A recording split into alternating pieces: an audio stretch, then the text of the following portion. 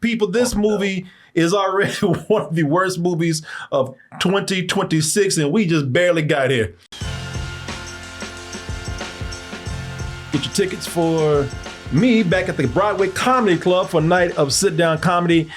That's going to be April 17th, 9 p.m. show. That's Saturday, by the way.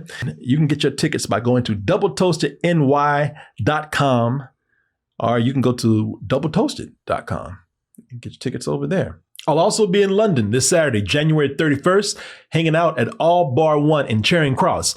We'll be there about 7:30 p.m. and hanging out pretty late, so if you have time, come hang out with us. Though the first Silent Hill game is the one that is still my favorite, just for the fear factor.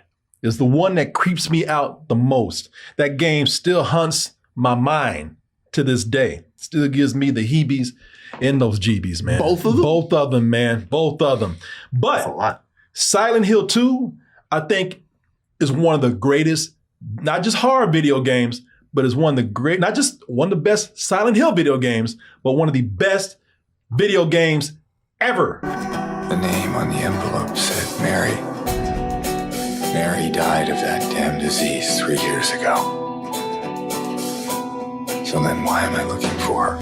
Man, I tell you, I love this game. I think it's one of the greatest games of all time because it just has some really amazing themes and storytelling. I'll talk about that in a little bit. But for those of you who don't know about this game, telling you about this game will also give you some idea about the movie. So in the game, and tell me if I'm wrong here, young Julian, but in the game, you have James Sunderland, who gets a message from his dead wife, Mary.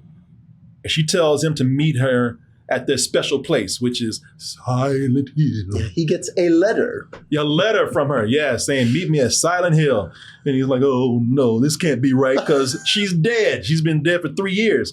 But as he goes there to search for her, the town starts to twist itself into something evil, and it starts creating these monsters that mysteriously start attacking James. And he doesn't not have any idea why this is happening, and at the same time doesn't have anything to do with his dead wife.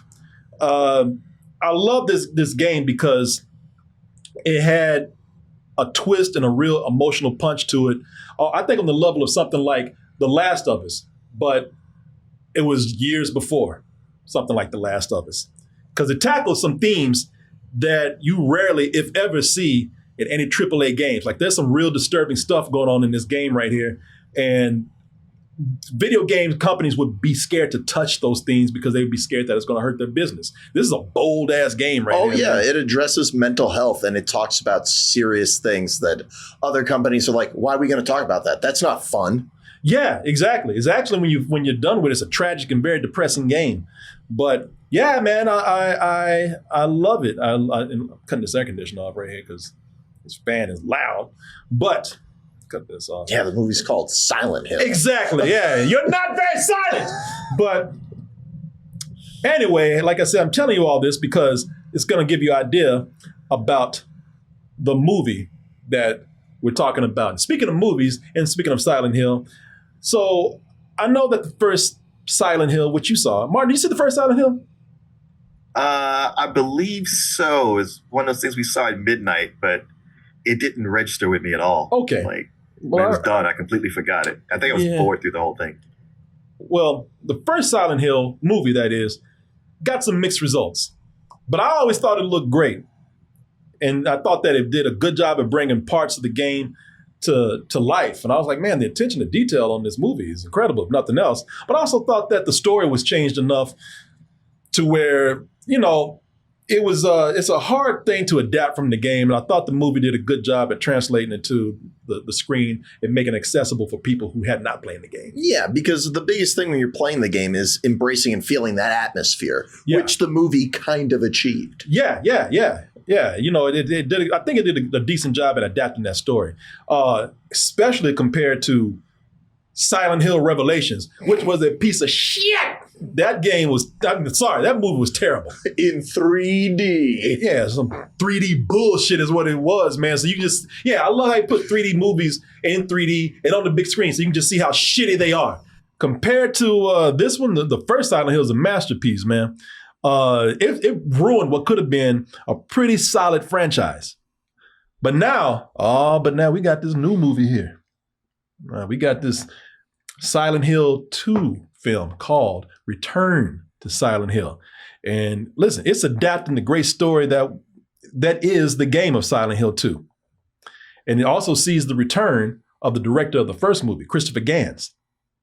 So a lot of people, when they heard that this was coming back and the director was still coming back, people were like, well, Silent Hill is back, baby. Yeah, he's a passionate guy. I heard him talking about it. He loves Silent Hill. Yeah. Silent Hill is back. And it's got to be, listen, it's got to be good, right? I mean, because, you're taking the first game that has a great story. They're giving you the keys to a very nice car. Oh, yeah. All you got to do is keep from crashing into a tree. And, it's done for you. It's all right there. Did they do that? Let's go ahead and take a look at this trailer for Return to Silent Hill. And we'll return with our reviews. I'm here. I'll always be here. They hit that tree full speed. Oh no! I mean, I can kind of tell that's where you were going with this. But yeah, damn. They hit that. It's almost like they aimed for it and hit 100. They ran, and if they missed the tree, they ran right off the cliff. People, this movie is already one of the worst movies of 2026, and we just barely got here. It's almost like you walked into the house and the room was on fire. Yeah, 3D green screen fire everywhere. Oh my God, people!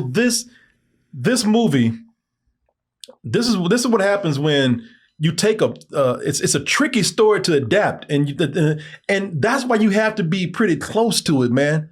Because if you're missing all the things and the nuances and all the elements that make the story great, then what you got is you just got a dude running and walking around from CG. The movie just isn't running, walking, looking confused, asking why. And there's really nothing there if you take away the important parts of the story. Now, for my friends like Martin over here, who usually hits me with, well, I never really played the game, so, should it matter if how much I feel about the movie? You fans out there, you're the ones that nitpick on these video game films. I'm going to explain. I don't say that all the time. All the time. 90% of the time. we get 10% of the time that Martin's like, all right, I see what you mean. But that's why I always try to come in and explain why this, I feel, because I know something, listen, again, not everybody's going to hate something 100%. Not everybody's going to like something 100%. But I do think for most of the people out there that this is something that's not going to work for people who've never played the game or casual people or newbies. And it's definitely not going to work if you are a fan of the game. I will try to explain that for both people out there. Okay. So why this is bad for fans? It's bad because in the game, every creature meant something. Every monster that you saw, they were manifestations of James' psyche, and that's James played by Jeremy Irvine, I believe. And they were all an extension of this man's memories, his psyche, and the other things that are going on in his head. Here, with that stripped away, they're just freaky things. They're just creatures, bland. They're just generic creatures. They're just freaky monsters. Or they're just there for a visual. They have no meaning to them. I would argue that they try to at least connect him to one monster directly. There is one part where they do try to connect that line. Maybe, but I think I know what you're talking about, but I don't think they do a great job because everything that comes before it has not set up anything that sets up these themes in a proper story. Oh, yeah. It's definitely just surface level of it's him. Yeah. That's all it's saying. But I will say, you're saying that they are just the monsters. They looked pretty cool. Those nurses that you just showed walking around. I thought the designs was pretty amazing looking. Well, see, that's the thing, man. I'm talking about mainly the story. The look is one thing, but that for fans who come in here appreciating what this being one of the greatest video game stories of all time, you're not getting that. That's stripped away. Now, if you're a casual person or a newbie or somebody who's never played the game, it's bad for you too because that shit makes no sense. Where does this old anorexic ass monster come from? You know what? It might look cool, but where the hell is that doesn't have anything to do with anything. And if you're somebody who, I mean, if you think this is bad for a fan, they're taking away a lot of these story elements. For the fans, you're taking away meaning. If you're taking away the all that stuff for a non-fan, you come in here like, okay, I don't know what is going on. I don't know what anything is happening right here. You know, they're just doing things where the movie's just saying, see, look, it's just like the game. Okay, fine. You can that's cool, but you know, we got a story to tell, man. Come on. You know, and by the way, you were doing a great disservice to a legendary and what many consider to be one of the greatest video game narratives of all time.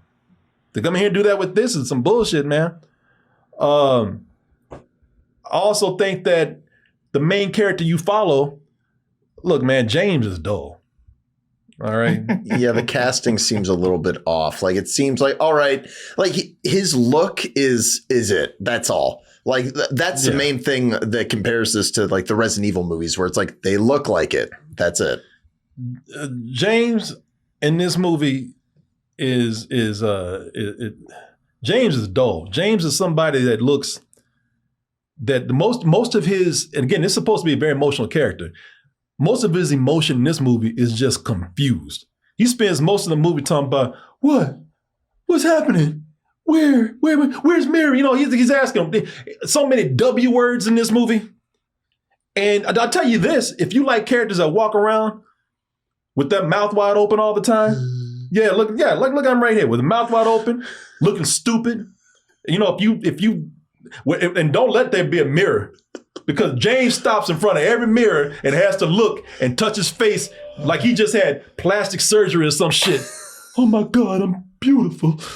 You know, if you like looking at a dude stopping at a mirror, looking at his face most of the time, you know what? Then my man James, he's the guy for you. I thought that this character was terrible, and again, that means something to the fans. But if you're not a fan and you're coming in here new, you're looking at a guy that you're like, man, this is one of the most boring characters I've ever had to walk through a movie with. There's nothing to connect me with this character. There's no emotional attachment to this character. This is bland as. Yeah, they don't introduce him very well. Like the first thing you really see him do is smoke weed and then get drunk. Yeah. And listen, sure, there are things in here that they do that I think are praiseworthy. You know, like you're talking about, I don't like the creatures in the film as far as them having nothing else but a look. But yeah, they look good.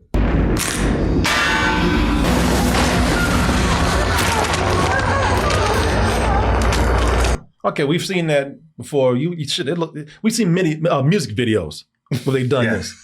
Where they're popping the lock in. Listen, I'm going to tell you right now, if you want to go back and save yourself some time, there's a band called Tool. If you pop on any of their videos, you can look at this shit right here and not have to spend your money or a whole lot of time to see that kind of effect. Also, you're probably thinking like, well, James, he runs into other characters. Some of these other characters could probably add some weight to this movie if the creatures can't. And some of these characters are straight from the game. You got a dude named Eddie and a chick named Angela. So, you know, with the monsters, you have, I'll tell you this, man, they're worse than the monsters. They're actually worse than the creatures in the game. They feel more. are in the movie. Yeah, they feel more like references than the monsters themselves because they become like unused plot devices. Like the guy on the left there, Eddie, he shows up and then doesn't come back. People, you would think that having dialogue and being humans with some personality to them, they would be better than these generic ass creatures they have in here. Nah, they're worse, man. They're worse, you know, and because the thing with the creatures is that I can say that at least with them, there is a lazy explanation for them. Oh, the town is haunted. The town is evil. So we got to have monsters. Okay. All right. So we got that.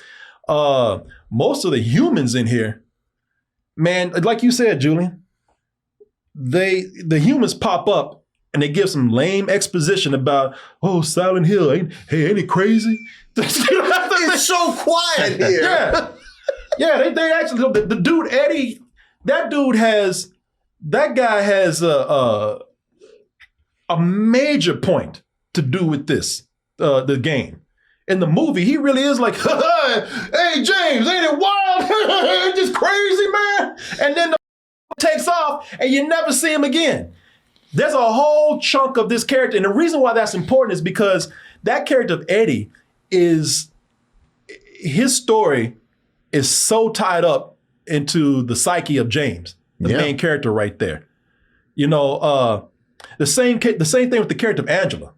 Boy, they changed her character around so much that they ruined not only one of the darkest and one of the most disturbing parts of the story in the game, but they also ruined an opportunity to bring in one of the coolest creatures that were in there, something called the Abstract Daddy. If you played the game, you know what I'm talking about. If you haven't played the game and you saw this movie, boy, you missed out. So they have something like that. They do, but not the way that they did it. I thought that what they had was all right. But it didn't connect like it should in the game. They had something like that, but yeah, and by the way, it looks stupid in the movie. And that character that you're talking about, that woman, they take her from the game where she's interesting, mysterious, to turn her like into like a slutty ghost or something. Like you're talking about the other character. Yeah, that woman. Yeah. You know, they change these characters so bad, like I said, that if you come in and you see this, like the monsters, everything these humans that they do in the movie in the game, everything that they do, it has some kind of meaning. It has meant something to the story. Their stories are revealing something about the nature of the town of Silent Hill, and they also add to the theme of James's personal story. You know, like I said, they leave a huge impact on his personal story here, and they totally stripped that down to nothing here. So now, again, as it is with the creatures, you've taken away a lot of meaning, a lot of story away from this that made it that made it so great. But for non-fans, if you come in, these people are just weirdos, man. You know, they are. Sorry, that's funny. No, they are. I mean, I'm not even trying to make it. They're just weirdos that would leave people asking like, who are they? Because they just come in and they just leave. What about the other character, that little girl? You haven't mentioned her yet. She was the weirdest of them all, I thought.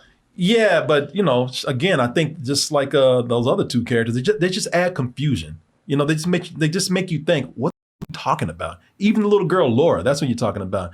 You know, I just think that there's so much here that if you come in as a casual person, I mean, I'm not trying to speak as a fan, you know where I stand as a fan, but if you come in as a casual person, man, it's just not a good story. It's a confusing, it's convoluted and somewhat just very odd story that for the longest time feels like it's not leading anywhere. And the strangest thing about it is that there is this very noticeable attention to detail where they're like, there are certain beats of this story I want to hit exact, but the context has been completely changed. Yeah. And then you recreate the scenes. It's like, all right, this is now something completely different. Yeah, this movie kissed my ass. They up on the greatest creatures in the game, Pyramid Head. They changed that around so much that, and what they did was that's the only one that they really tried to put a lot of story on, and then they became too obvious. Yeah, like there's a part in the game where it's revealed what this character represents. Oh boy, they just make it way too obvious in here. I'll tell you right now.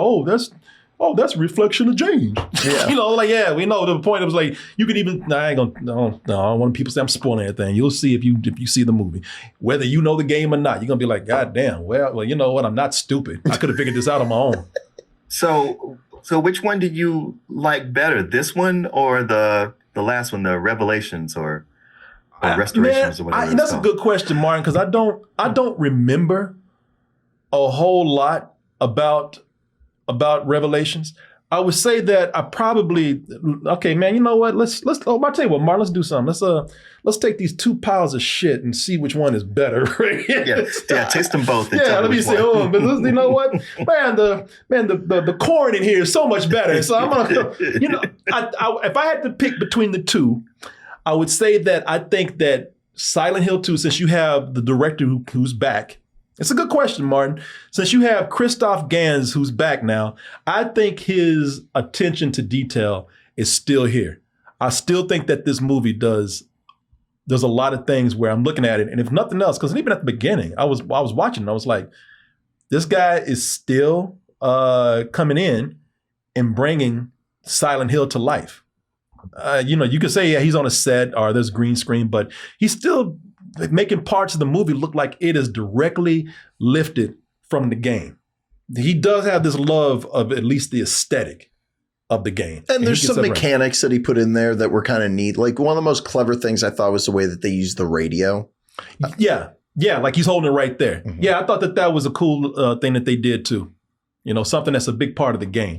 The only thing from the direction that stood out to me as strange, because I agree with you, like even though it is green screen and a lot of CGI, I did like the look of it. But there was, what was it though? There was one thing in my notes. Oh yeah, there was like a lot of first person shots, which is not from the game. And I thought that was kind of strange. Well, there's also a bunch of flashbacks that were necessary.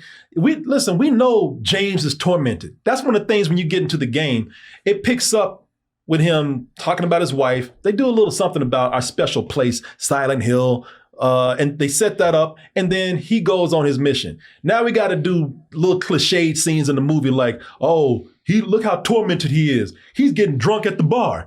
And of course, they do the whole thing, and they take, like they do in every movie, they take his ass around back and throw him in some trash. And it was like, all right, man, you know, I not only is that overplayed right there, but that is too much information. We know that he's tormented. We don't need to see him with a big ass pitcher of beer. What y'all look at it? You know, all right, we get it. That is something that you really did not need in the movie, I don't think. Also, speaking of things you don't need. It's funny you bring that up because I was like, I think about all the years of going to bars. I've never seen somebody get tossed out the back. Yeah, and they always beat about. It always takes a gang of door dudes or bouncers. Yeah, bouncers. Yeah. Yeah, this man ain't that. He had that drunk strength. He had about big ass bouncers came in. Get on me, get on me. Yeah, and then they throw him out in that pile of garbage out there. I'm an asshole. But yeah, man. You want to talk about adding more to the confusion, adding things you don't need? Man, they have a whole. Let me see here. So for Mary, the wife, who's played by, I believe the actress's name is Hannah Emily Anderson. So something that was not in the game at all, and just only adds more confusion to somebody who's seen this or seeing the story for the first time. They introduced a whole cult story and just brought in a whole gang of people that everybody, whether you play the game or not, everybody's talking about. Who the are you? Yeah, I saw that stuff. I was like, all right, I only pplayed half of this game, so this must be in the second half. Yeah, James goes to a club and there's all these damn weirdos in here because everybody's having a good time, and her so-called family is sitting around. Hello, James. Yeah, they got that one with frosted tips sitting there. Yeah. They all look weird. They all look like they're in a cult. Why they at a club anyway? I don't know. but yeah, you know, there's a whole, because what they're trying to do is they're trying too much, and you don't need to do this. They're trying to, or at least the director and the writer, they're trying to connect it back to the first Silent Hill. Oh, we still have cult ties right there. And it's like, again, you're taken away from these meaningful themes that make this story mean something. You don't need that right there. So, yeah, Silent Hill 2 has enough mystery going on. Yeah, man, that's a big ass mystery. Well, there's a point where James comes in the house. He's like, "Who the were they?" And we're all like, "Yeah, exactly." Tell me about it, man. Positive criticism already said, man. The attention to detail in the movie is great, and I like the score. They brought back the score with Akira Yamaoka, I think his name. Right out of the game, right? Yeah, right out of the game. Yeah, he did. Yeah, he's the one that did the great score for the game. Look, man. You can call me a fan and say that I'm going in and nitpicking and I'm looking for too much because my nostalgia's kicking in or whatever. Okay, you can say that. I personally think that this is taking a great story. They were handed a story. You didn't have to do shit. You were handed a story. All you had to do was just point and shoot. That's all you had to do, man. And it does not trust its audience enough with that story to accept it as it is. So it makes all these unnecessary changes, missing the point. And it just ruins the experience. Again, there's going to be some people like this. More power to you. I got nothing against that. But for many people out there, it's missing the point and is ruining experience for everyone. I don't care where you came from. You played the game, you didn't. You're going to walk in here and be like, what the hell is happening? So this is this shows you why something like Five Nights at Freddy's, as bad as it is, it gets its audience. Yeah. It understands. That's why it does well because, hey, look, I might not get these people on this side of the room, but I'm damn sure going to get the fans who like this. This alienates everyone. I believe that this is about as some old bullshit as you can be, man. I'm not going to even go to you because there are some legitimate, great looking things. If you just want to put this on and watch it just for the visuals, I do think that they do a great job with some things here. And that's kind of where I am with this. Like, unless you're Neil Breen, you're not going to appreciate the green screen in this movie because it looks goofy as hell. Like, there's a lot of time where people are walking. It's like the background is moving separately from you. Yeah. But I will say, like, there are close-ups of these monsters that I thought were really cool. This to me is just another like type of, funhouse type of movie where you go in and you just go from one room to the next and there's going to be something crazy looking. It's a smelly rental because it's really some bullshit at the core of it, but I enjoyed watching it. My expectations were so low. I've seen worse. It was okay. Oh, I just think it's interesting how, like superhero movies for decades were bad. And then then they started to get good. And then with Marvel, they got great. And even the DC movies, even though they weren't great and some weren't even good, they were still better than what we had before. But it's like, oh, it's a new dawn. And then everybody, after Endgame, it was like, oh, okay, superhero movies, I'm kind of sick of them. Mm-hmm. That's 23 plus movies in. And then with video games, it's like, okay, now it's your turn because they started getting good. It's like, oh, you don't have to shy away from those. These are starting to get good. But it's only taken like 4 or 5 years for them to like hit this point where they're like, oh, it's all about the lore and fandom. And now these aren't anything to look forward to anymore.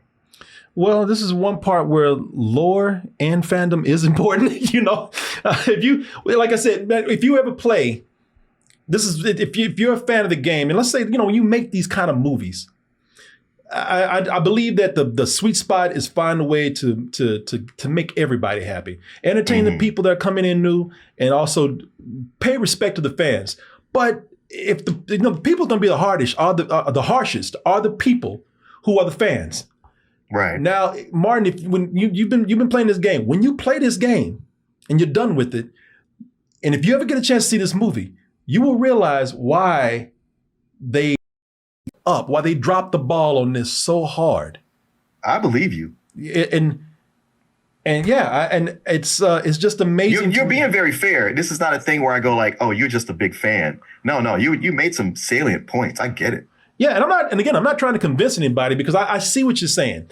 I'm almost there with you to where I appreciate that the guy knows the game enough to at least visually translate it well. And there were certain beats where it's like, all right, see, that's the thing. You're doing it right there. And like even stuff that you describe as kind of like lazy, where he's running. It's like some of that under different contexts could be okay. So it's a mixed bag, but it's covered in shit. Damn. Well, let me ask y'all something. Let me ask you something. I'm gonna ask the people out there. You see a bag covered in shit. Do you want to pick it up? Well, if it's on fire on my porch, I got to do something with it. You not again. Okay, let me. All right, let's take that. If you see a bag covered in shit and fire, do you want to pick it up? I don't want to pick it up, but I got to get rid of it. I can't just leave it. You know what you do with it? You know what you do when you see a bag covered in shit and on fire? You stomp. That's what you do. But then I've messed up my shoe. Exactly. So it's no good for anybody. It's goddamn disrespectful what they did with this movie here. I'm gonna tell you right now. I feel bad for you. Yeah. Hey, like I said, man, I've seen some people that they're all right with it. I'm not one of them, but hey, that's just me. Yeah, we all have. Yeah. We walk in with different expectations. We walk in with different, impressions and how it affects us. So I don't know. Maybe that's why they handed out postcards so you could send a letter to the director. Oh yeah. So I can wipe my ass with this and then send it to the director. Put in a bag of shit. This reminded me of your movie. I will tell you what before I go though, man. I do listen. I think he got. It's a hard thing to adapt. And I think that I see what he was doing, to get my respects, because he did a visually great job with this. It's a movie where you do second guess yourself, because that story, it's a hard thing to translate to the screen. You're talking about taking hours upon hours of a movie or a game that takes time to build on its story very slowly. And what he was doing is he was trying to adapt something and make it accessible to a wider audience out there. It's not an easy task that he had. And he just, in my opinion, and especially in the opinion of a lot of fans, that was just not the wrong approach. You took a gamble, you did it, it didn't work. Nope. So yeah. So you. No, I'm kidding. No, I'm kidding. No, I'm not. No. I think he's actually, I think he's more passionate about this than. He's not an executive who came in just to cash in, although he made the mistake of what a lot of studios and executives do. If I just put things in there that just look like the game, or if I just put things in there that sorry, sir. You looking at? No. If I just put things in there that look like the game, if I just put things in there that look like some of the things that the players played, then we'll get by with that. We'll get by with a little bit of recognition, and that doesn't work with a story like this. No, and I think it's fair to say at this point, like I'm really realizing it after having this discussion, that the best video game adaptations are the games that don't really have a focus on the story, where someone can adapt it and they can put their own story in there. Hey man, it can go for anything as long as you understand the mechanics of that game and can adapt it to where it works as a story and the fans see it. That's fine. I mean, you can do that anything. Angry Birds. Yeah. It's like that's true. That was a good one. Yeah, Angry Birds. They understood the assignment and they stuck to the game. And anybody who's ever touched that game, they know exactly what's going on. But at the same time, I don't play Angry Birds. I went there, I thought, oh, this is weird. Birds fighting green pigs. Yeah. This is kind of funny, but they made it work. So,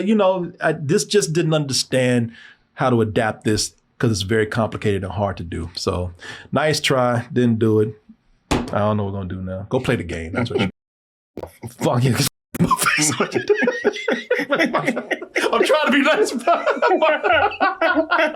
Come on, man. I'll say it for you. I can hear it in your voice. Hey, man, get the hell out of my face. What you looking at? Or would you look at that? You made it to the end of the video. That means you really like us. So just go ahead and press that like button and subscribe while you're at it. And check out our other channels, our social media like Instagram, TikTok, and our Patreon, where we have new stuff coming up all the time. And we'll see you on the next video.